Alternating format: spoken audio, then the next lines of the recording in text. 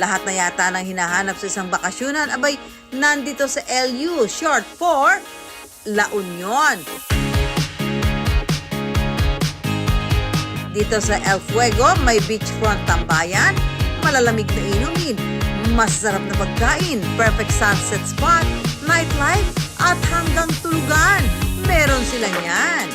Nakaka-reset ng mood. Maiiwanan mo lahat ng problema. At mapapasabi ka na pahinga muna. Maganda po, Instagrammable po yung place. Sobrang sarap ng food. Grabe, sulit pag pupunta kayo dito. First time ko dito, so malamang babalik at babalik ako dito. Sa kanilang mga pagkain, crowd favorite ang buttered chicken, bangus-sisig at grilled pusit. Mabibili ang mga ito mula 350 hanggang 450 pesos.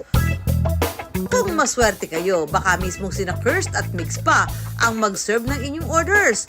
Kahit abala kasi sila sa kanilang showbiz at modeling careers, serving looks din sila rito sa La Union, no? Yung number one talaga na nakita kong key para maging successful yung business, dapat maging hands-on. Hands-on ka sa lahat. Kailangan mong gawin lahat.